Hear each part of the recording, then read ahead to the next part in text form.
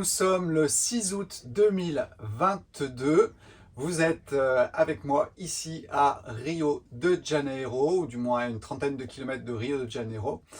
Et vous êtes dans le cadre d'un enseignement bouddhiste, mais on va dire, on va pas dire culturel, mais plutôt du côté des religions, puisqu'en fait chacun met ses petites touches. La mienne, c'est de mettre du taoïsme.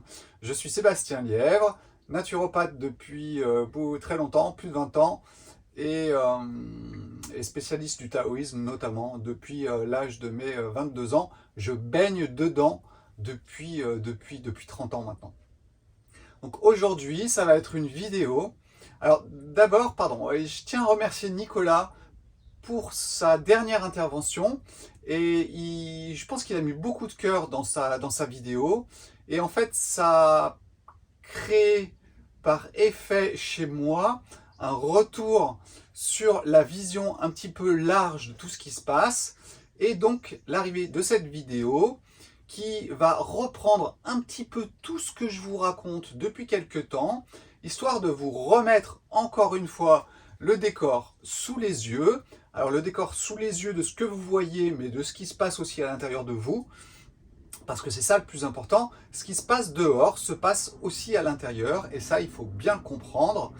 Et nous sommes tous mangés à la même sauce, c'est-à-dire qu'une baleine, un dauphin, un indigène ou bien un Sébastien subissent exactement les mêmes forces extérieures du cycle qui est en cours. Donc je vais vous reprendre quelque chose en vous parlant. Alors je reviendrai un tout petit peu sur Nicolas et sur les indigènes. Je vais vous reprendre aussi le plateau de jeu, la Terre, les pièces qui sont sur la Terre, les êtres humains, les animaux, les règles du jeu, comment on se déplace, et puis qui est influencé, le joueur, celui qui est joué, hein, vous verrez, j'aime bien avoir cette position-là. Le joué, c'est votre ego, c'est celui qui est joué, et puis votre nature Bouddha, quelque part, elle est là, c'est le joueur.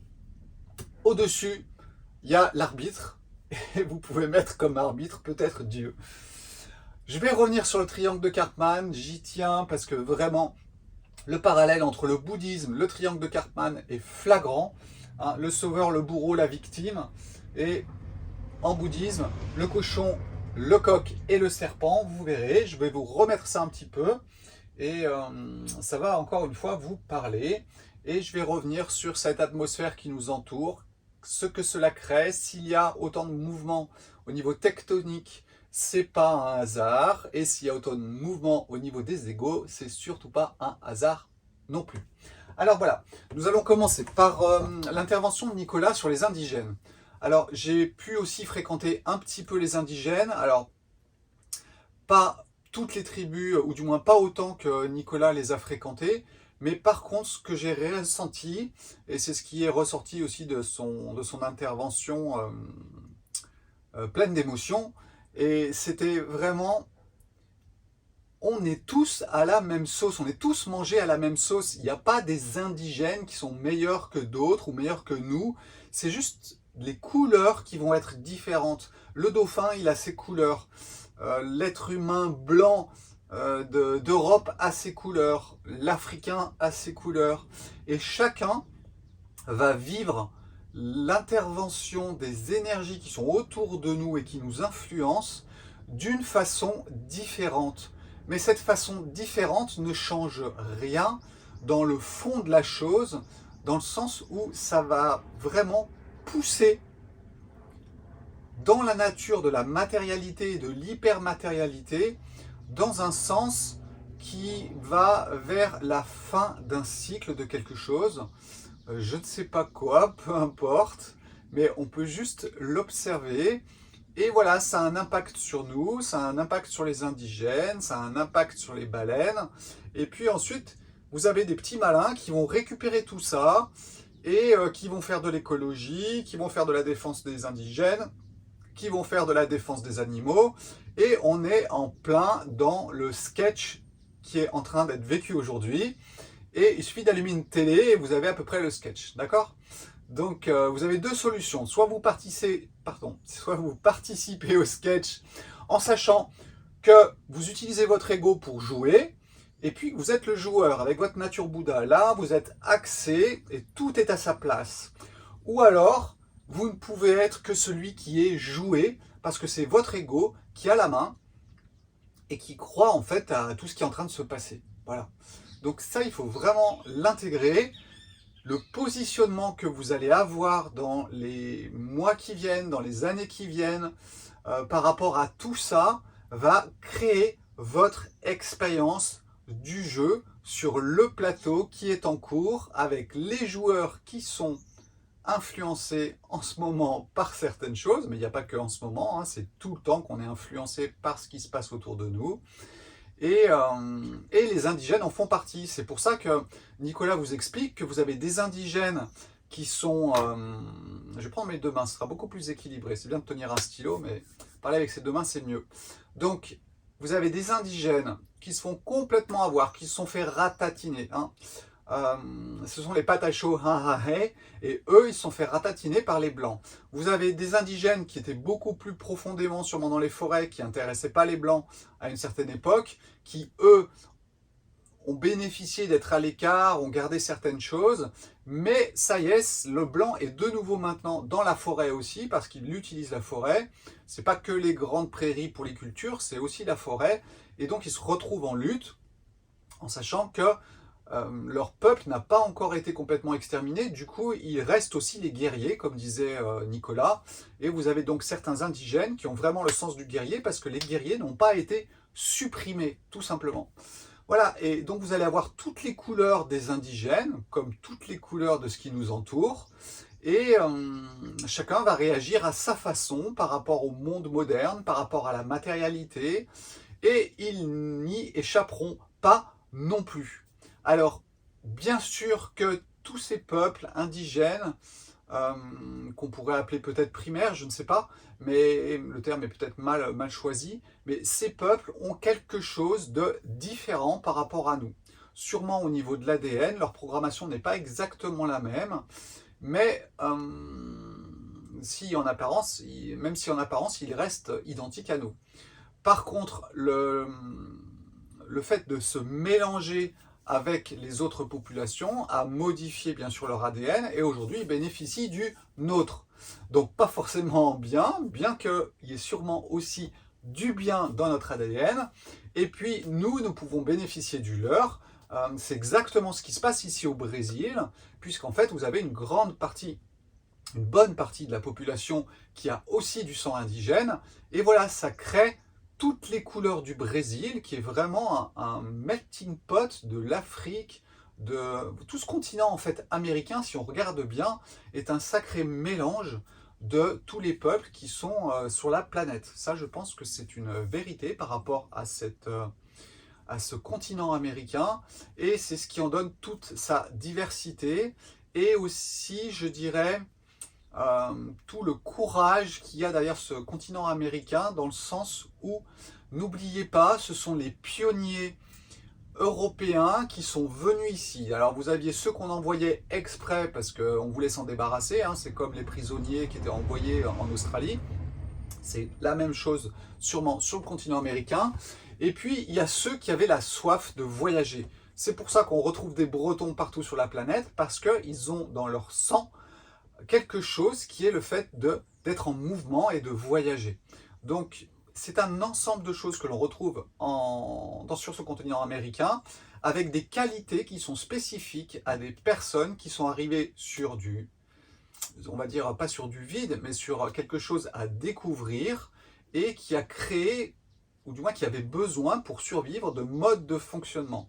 Ce qui veut dire que toutes les personnes sur ce continent américain, il y a encore à peu près 30 ans ou 40 ans sûrement, avaient encore des bonnes bases. C'est vrai qu'aujourd'hui, avec le mélange de tout ce qui se passe sur la planète, les voyages qui sont ultra faciles, etc., c'est un peu moins vrai. Je l'ai vu quand je suis allé aux États-Unis, où effectivement, les Américains de base étaient vraiment faits pour la survie. Hein. Ceux qui ont survécu, c'était les plus forts. Et aujourd'hui, ils en sont au même point que les Européens, quasiment. avec des peurs qui sont légèrement différentes, mais pas tellement. Et voilà, et tout le monde est en train de fonctionner à peu près de la même façon dans ce retour à la matérialité. C'est ce que je vous expliquais plus d'une fois dans les vidéos. Mais voilà, soyez pas surpris, quand je vais vous parler de sauveurs et de choses comme ça, les indigènes ne seront pas nos sauveurs. Ils ne sont juste que une autre partie de nous-mêmes, et avec d'autres couleurs. Et effectivement, ça, voilà, c'est toujours beau à voir qu'il y a d'autres couleurs sur la planète. Et les indigènes sont aussi là pour ça. Mais ce ne sont que des couleurs, il n'y a pas de sauveur chez les indigènes, même s'ils ont gardé certaines capacités, nous les avons aussi, et voilà, je pense qu'il y a moyen de relativiser tout ça, et de ne pas gober un petit peu tout ce qu'on nous raconte, sur tout ce qui va nous sauver. Donc, voilà, ça c'était le petit aparté hein, sur les indigènes et ce qu'avait raconté Nicolas. Je trouvais ça très, très sympa qu'il ait fait cette vidéo. Donc maintenant, je vais vous reparler du plateau de jeu. Alors, je vais revenir sur cette notion de jeu d'échecs. Il faut vraiment intégrer cette image, si possible, du jeu d'échecs, dans le sens où c'est un mouvement de pièces sur un plateau. Le plateau, c'est la planète Terre. Si vous l'agrandissez un petit peu plus, le plateau, c'est le système solaire. Si vous l'agrandissez encore un petit peu plus, eh bien, vous avez la Voie lactée. Et si vous l'agrandissez encore un peu plus, vous avez encore autre chose. Donc, nous allons nous focaliser sur ce quoi nous vivons, et c'est la planète Terre. Donc, c'est pour ça que je zoome sur la planète Terre, pour vous faire revenir à chaque fois là où vous habitez, là où est votre expérience, et non pas vous perdre dans des labyrinthes. Alors, j'ai une question qui m'a été posée, les labyrinthes, c'est quoi, Sébastien? Les labyrinthes, c'est tout simplement tout ce que vous pouvez connaître de quelque chose. Donc, vous avez le labyrinthe de l'astronomie, le labyrinthe de l'astrologie, le labyrinthe de la numérologie, le labyrinthe de la chimie. Voilà, des labyrinthes, il y en a plein. Labyrinthe dans le sens où quand on rentre dedans, il faut qu'on fasse tous les parcours pour qu'on arrive bien à le comprendre. C'est pour ça que j'ai trouvé que cette image des labyrinthes était relativement juste. Donc moi j'essaie toujours de vous sortir de tout ça et d'essayer d'avoir une vision globale des choses. Parce que quand on est dans un labyrinthe, on s'y perd. Et le New Age vous emmène aussi dans des labyrinthes. C'est pas mieux ou moins bien que la science ou que la numérologie ou que n'importe quel autre labyrinthe. C'en est un autre. On va vous parler de 5e dimension, de 9e dimension, de 13e, de 15e. Peu importe, ça existe peut-être. Mais vous ne faites qu'agrandir le bac à sable dans lequel vous êtes en train de jouer. Et plus vous vous éloignez de votre bac à sable, qui est la Terre, c'est-à-dire quelque chose de concret, hein, c'est votre corps, je me pince, ça me fait mal, et bien plus vous vous éloignez de ça dans d'autres labyrinthes, et plus vous risquez de perdre cet axe vertical qui va de la métaphysique, du ciel, de Dieu, en passant par l'être humain, et en allant en dessous sur la Terre. Et là, vous avez tout dans un axe.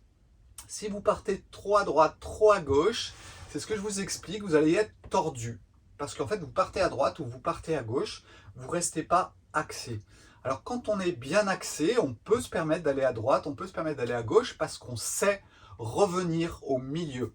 Mais quand nous ne sommes pas bien axés, c'est très difficile de revenir au centre, puisqu'en fait, on n'a pas le pass pour revenir au centre des choses. Et c'est vraiment, si j'ai vraiment quelque chose à vous partager, c'est vraiment d'essayer de revenir à la simplicité, à cet axe vertical, et j'insiste et j'enfonce le clou à chaque fois dans mes vidéos, mais je ne me referai pas, c'est mon rôle, et je l'accepte tel qu'il est.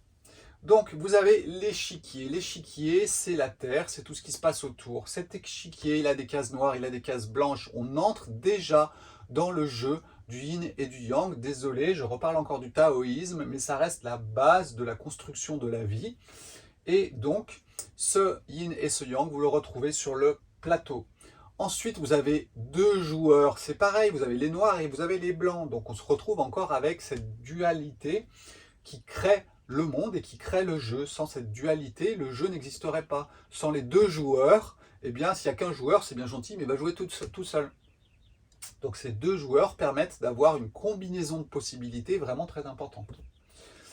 Vous avez les différentes pièces sur l'échiquier, et bien ça, nous allons dire que ben voilà, ça c'est les indigènes, ça ce sont les Européens, ça ce sont les éléphants, ça ce sont les mammifères, ça ce sont les insectes. Et bien ce sont les différentes pièces qui sont sur l'échiquier et qui vont avoir des capacités de mouvement qui vont être différentes en fonction des uns et des autres. Si vous avez déjà un petit peu joué aux échecs, vous savez que le cavalier, il avance pas pareil que la dame, ou que la reine, pardon, et qui n'avance pas pareil que le roi, qui n'avance pas pareil que les pions. Donc, tous les êtres vivants et tout ce qui a été créé, les plantes font partie aussi des pièces de l'échiquier, et bien tout ça, c'est ce qui est sur le plateau du jeu. Et le mouvement va être initié par le yin et par le yang, par ces cases blanches et ces cases noires, par ce joueur noir ou joueur blanc, aucune notion de couleur de peau.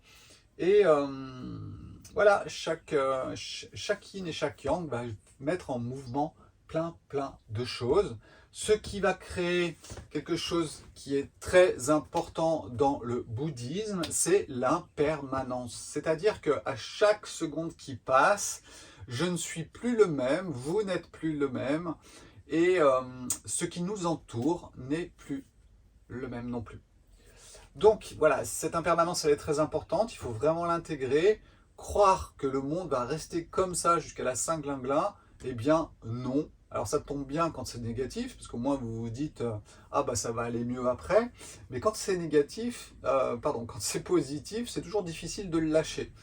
Donc ça, si vous avez bien intégré l'impermanence, vous pouvez aussi bien lâcher le négatif que le positif. Ou du moins votre ego trouve sa place. Donc j'aime bien voir aussi le fait que il y a celui qui est joué et il y a le joueur. Le joueur, c'est celui qui a conscience qu'il est en train de jouer.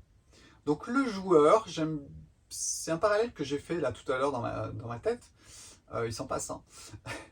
Mais le joueur, c'est un petit peu votre nature Bouddha. C'est-à-dire qu'il a conscience de tout ce qui se passe.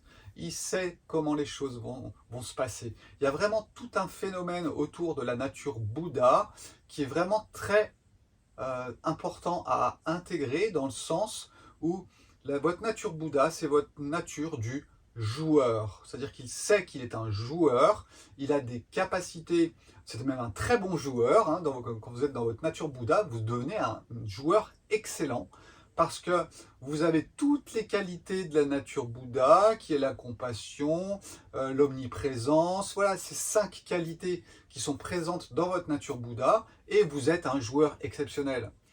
Et puis, il y a le jouet. Alors, le jouet, c'est qui? Eh bien, c'est votre ego. C'est-à-dire, en fait, c'est celui qui ne sait pas. Donc, on va tomber un petit peu dans l'ignorance et dans le samsara, ce centre de la vie où tout boucle, c'est-à-dire qu'en fait on se mord la queue en permanence. Et donc le jouet, c'est celui qui n'a pas conscience de tout ça. Et c'est votre ego. Alors ce qu'il faut comprendre, c'est que normalement, quand on est bien axé, l'ego il a sa place. L'ego, c'est ce qui va donner vos couleurs. C'est là qu'est imprégnée votre individualité. C'est-à-dire que votre ego, il a des capacités. Il a des capacités d'expérience et il a des capacités à aller dans un sens. D'accord? Donc vous êtes soit ouvert par certains côtés, soit on va dire fermé, mais le terme est mal choisi, on va dire axé sur certaines capacités. Et ça, c'est votre ego, c'est votre niveau de l'ego, qui est en fait tout simplement là où votre individualité est imprégnée.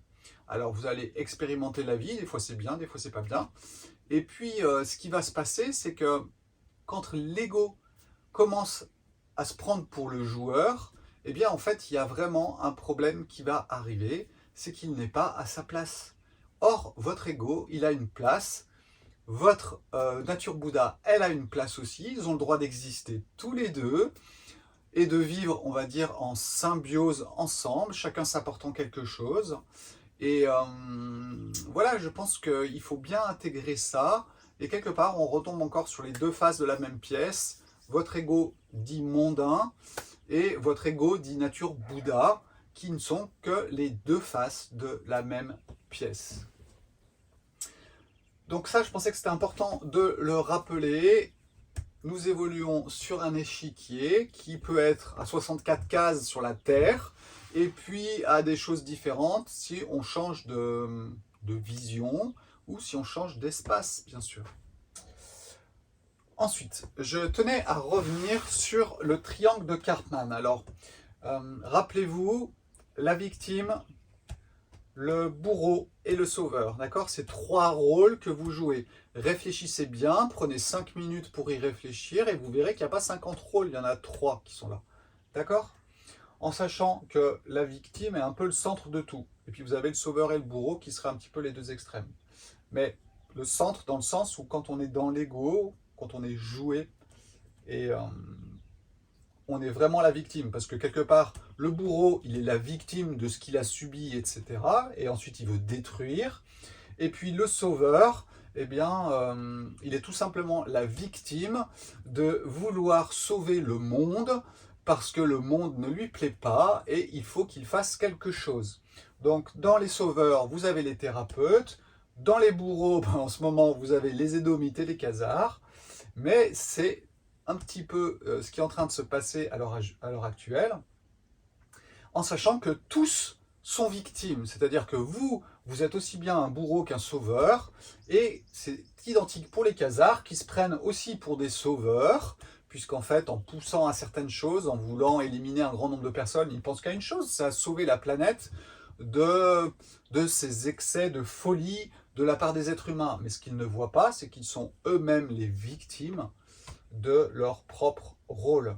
Donc voilà, c'est pour ça que j'ai tendance à mettre la victime, je ferais presque moi un cercle victime et sauveur-bourreau au milieu, en sachant que les sauveurs et les bourreaux sont les victimes aussi de leur mode de fonctionnement, de leur enfermement, du bocal dans lequel ils vivent, et qui les rend ignorants, et donc qui les empêche de voir ce qui se passe autour. Moi, je vous incite vraiment à bien observer ce que vous faites. Qu'est-ce que vous faites tous les jours? Comment vous fonctionnez dans votre tête? Laissez-vous porter dans toute cette façon d'observer la vie et d'observer le monde avec une grande passion, si possible avec des yeux d'enfant, c'est-à-dire sans essayer de juger. Mais quand vous jugez, eh bien voilà, ça arrive, hein, on a tous des moments où on juge aussi, eh bien voyons qu'on juge. Et le fait de voir que l'on juge fait déjà sauter le jugement. Vous verrez, c'est assez amusant à observer. J'ai pas dit que ça le faisait sauter complètement, mais on va dire qu'il y en a bien au moins 50% qui disparaît. C'est pareil, dès que vous commencez à classer les choses, etc., vous verrez que le fait d'entrer dans cette connaissance, eh bien, ça fait déjà lâcher une partie du problème. C'est-à-dire que plus vous êtes dans l'observation de ce qui se passe, même quand vous jugez, même si vous êtes un bourreau, même si vous êtes un sauveur, eh bien, vous verrez que vous commencez déjà à sortir du bocal, à vous axer un petit peu mieux, et c'est pour ça que la connaissance ou bien la gnose sont importants dans le sens où ils vont vous apporter les façons d'observer le monde, parce que je pense que ça vous donne les règles du jeu. C'est ce qui est dans la gnose, c'est ce qui est dans l'observation, c'est ce qui est dans le taoïsme, c'est de poser les règles du jeu, et que là vous commencez déjà à sortir de quelque chose. N'hésitez pas à observer, à mettre en pratique ce que l'on vous raconte, parce que sinon c'est du blablabla, blablabla, et sans pratique, il ne se passera rien. Hein. Vous avez beau regarder des vidéos de surf pour apprendre à surfer, si vous n'allez pas sur une planche, vous n'y arriverez pas, et si vous n'allez pas dans la mer, vous n'y arriverez pas non plus. D'accord? Même si le fait de regarder une vidéo peut vous aider. Et c'est exactement ce qui est en train de se passer entre vous et moi dans l'instant. Vous regardez une vidéo, ça peut vous aider, mais si vous n'allez pas vous mettre dans l'eau, ça ne marchera pas. Voilà. Ayez bien conscience de ça, il va falloir se mettre dans l'eau. Et croyez-moi, aujourd'hui, il y avait à peu près 2,50 m de vagues, et c'est un petit peu ce qui est en train de se passer autour de nous aujourd'hui.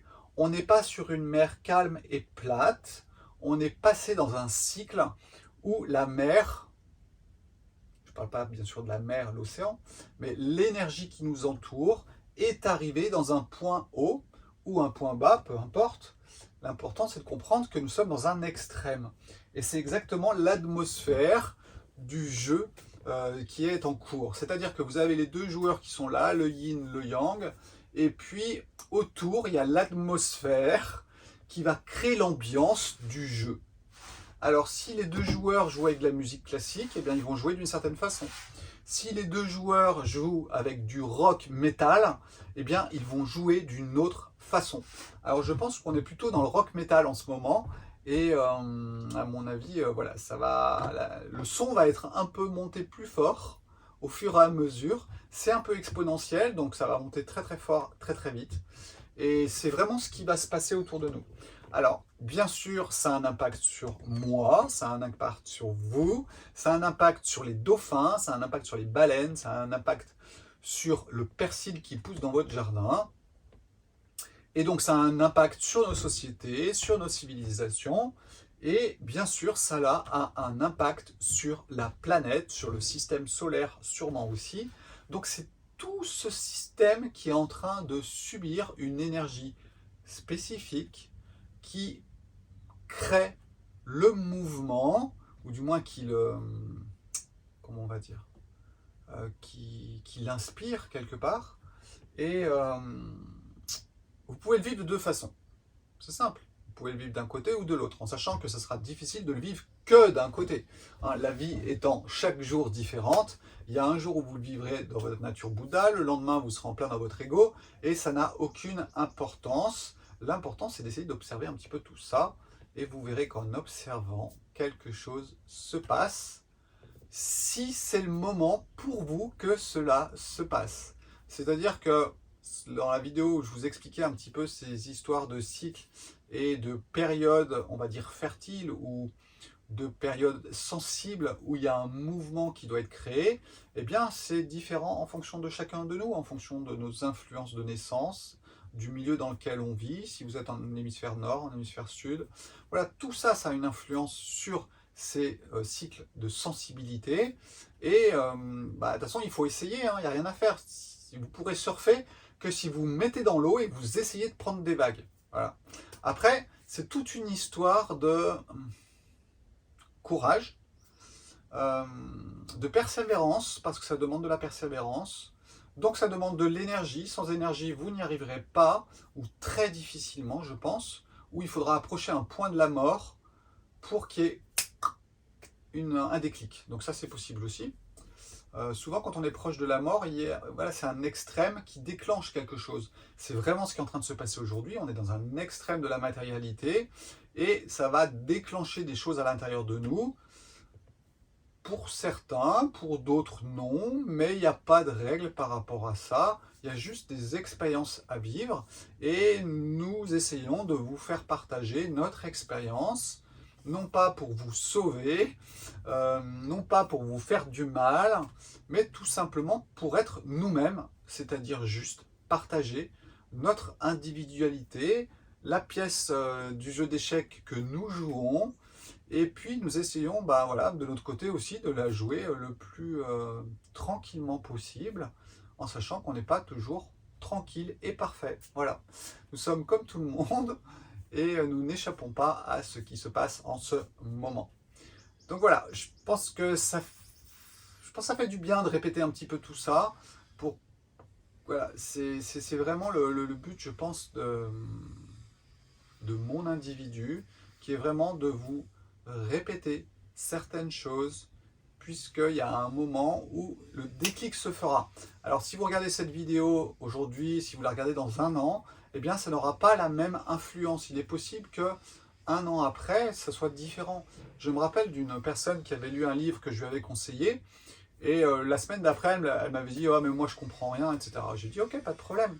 Et puis ce qui est très drôle, c'est qu'un an après, elle avait repris ce livre, et elle avait tout compris. Donc vous voyez, les périodes sensibles, c'est possible. Ça arrive à certains moments. Si ça n'arrive pas, c'est que ce n'est pas le moment. Restez tranquille et attendez la vague. Puisqu'en fait, ça fonctionne comme ça. Je vous souhaite une excellente journée. Portez-vous bien. Pensez à vous reposer, à bien vous nourrir. Et puis, pensez à observer un petit peu ce qui se passe en vous et autour de vous. Hein, pas que autour de vous, hein, parce que sinon c'est trop facile. mais ce qui se passe dehors se passe dedans. Donc, plus vous rouspétez sur ce qui se passe dehors, plus à l'intérieur, à mon avis, vous pouvez rouspéter aussi beaucoup parce que vous n'êtes pas différent de l'extérieur. Ciao, ciao, excellente journée, à bientôt, bye bye.